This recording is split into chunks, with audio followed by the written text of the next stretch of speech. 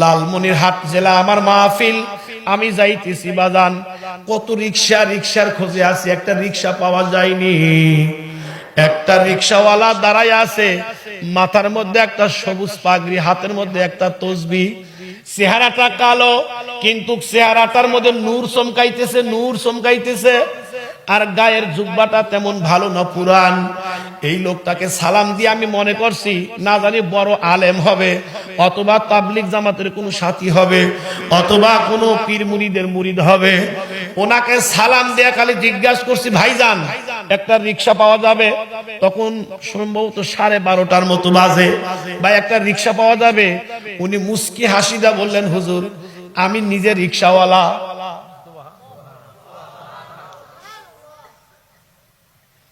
আশ্চর্য, কয় কি রিক্সাওয়ালা এত সুন্দর হইতে পারে? যাব আদিত মারিতে মেশিন মোড় থেকে, আমি ভাড়া মিটাইলাম না, সুন্নাত, কিন্তু আমার দিলের ইচ্ছা আছে যে ভাড়া যাই হোক লোকটা পছন্দ, আমি 500 টাকার একটা নোট দেব।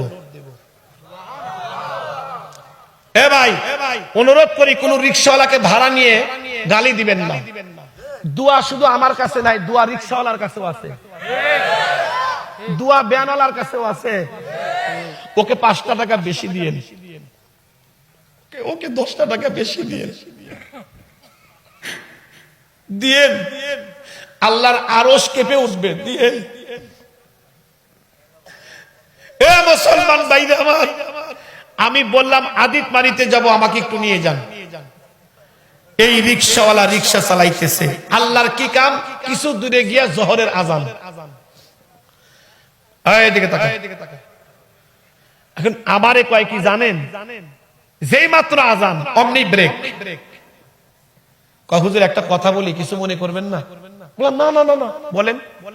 কয় কিছু যদি মনে না করেন, এই যে একটা মসজিদ, আমরা দুইজনে ওযু করে নামাজটা পড়ে গন্তব্যস্থানে যাই। আমি কইলাম ভাই আপনাদের এলাকায় জামাত কয়টা? কয় 1:30, একটা 30 মিনিটের। আমি কইলাম সামনে গিয়ে পড়ি, সময় তো এখনো আছে। আমারে কয় কি জানেন, হুজুর কিছু মনে করবেন না, আলেম মানুষ আপনি, হয়তোবা হুজুর আমরা যা আধা ঘন্টায় যাব, রাস্তার মাঝখানে যদি আজরাইল আসে,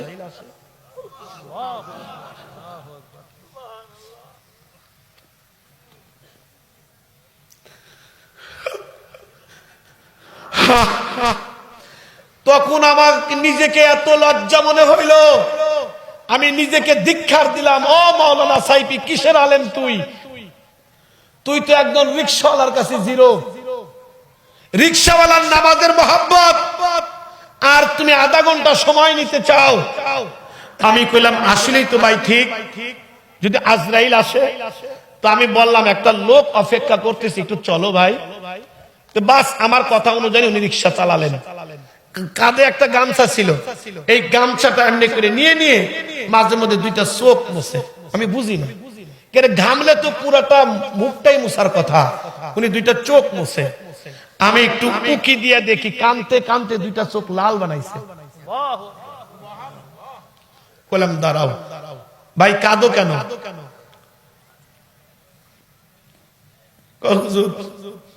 গরিব হইতে পারি, আল্লাহর ঘরে আজান হলে দেল আর টেকে না, আল্লাহর ঘরে না যাওয়া পর্যন্ত। চিন্তা করলাম আল্লাহর আশেকরে কষ্ট দিচ্ছি আমি, দেখলাম তাড়াতাড়ি চলো আমরা জামাত করি। ওযু করে জামাতে নামাজ পড়ে আমারে কয়, হুজুর কিছু মনে না করলে 1 কাপ চা খাওয়াবো। আমি চিন্তা করলাম একটা জুতার বাড়ি খাইলাম, না জানি আমাকে আবার কোন বাড়ি দিবে, কিন্তু ওর কাছে আমি শিখতেছি বাবা আলেম হইলে যে শেখা শেষ তা না, শেখার অনেক কিছু আছে। আমাকে চা খাওয়াইতেছেন, হুজুর একটা কথা জিগাই। চিন্তা করলাম আবার কোন ভুল। জি ভাই বলেন। আপনি কি আল্লাহর নবীকে দেখেছেন? আর একটু জোরে কর। একজন রিক্সাওয়ালা, তার কাছে নবীর খবর আছে। কিসের মানুষ হইলাম?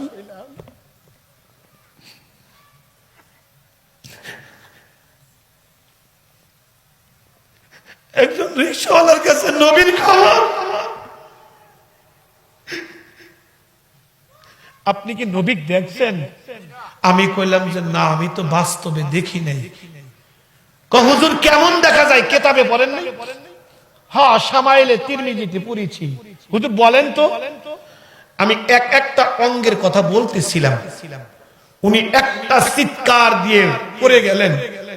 হুজুর বলবেন না, যেভাবে বলছেন হয়তো আল্লাহ আমাকে এইভাবেই দেখাইছে। আরো জোরে। জুতাটা খুলে গেল দূরে, আমি ওনার জুতাটা সংগ্রহ করে নিজের রুমাল দিয়ে ওনার জুতা পরিষ্কার করতেছি। কয় আপনি কি করেন আলেম মানুষ? আমি কইলাম না, তুমি রিকশাওয়ালা না, তুমি রিকশাওয়ালা না, তুমি রিকশাওয়ালা না, তুমি আল্লাহর বন্ধু, নবীর বন্ধু। যে রিকশাওয়ালা নবীকে দেখে সে সাধারণ মানুষ হইতে পারে না। আমাকে যখন নামিয়ে দিলেন, আমি ভাড়াটা বের করলাম তাকে দেওয়ার জন্য। উনি কয় হুজুর আমি চিনতে পারছি, বুঝতে পারছি। হুজুর বলেন আপনি কি আমাদের এই মাহফিলের চরমনাই হাজরাতে 3 দিনের সম্মেলন হয়, আপনি কি মাহফিলের মেহমান? বললাম হ্যাঁ। আমারে কয় হুজুর আল্লাহর হস্তে মাপ চাই, টাকাটা আমি আপনার কাছ থেকে নিতে পারবো না, আমি নেব না, কিন্তু যদি দিতে হয় একটা জিনিস আমাকে দেন। বললাম কি? ও কয় হুজুর কয়েকদিন আগে আমার মা দুনিয়া থেকে চলে গেছে, আমার মার জন্য একটু দোয়া করবেন, আল্লাহ যেন আমার মাকে মাফ করে দেয়। ভাইরা আমার, দরদের ভাই, রিকশাওয়ালা আল্লাহ দেখে না, ভ্যানওয়ালা আল্লাহ দেখে না, চাকর আল্লাহ দেখে না, গোলাম আল্লাহ দেখে না। আল্লাহ দেখে কার দিলটা কত সুন্দর, অন্তরটা কার সুন্দর। এজন্য আল্লাহকে যদি পাইতে চাও, নবীর সুন্নাতকে মানো, নবীর সুন্নাতকে মানো, নবীকে মহব্বত করো, নবীর তরিকা অনুযায়ী চলো।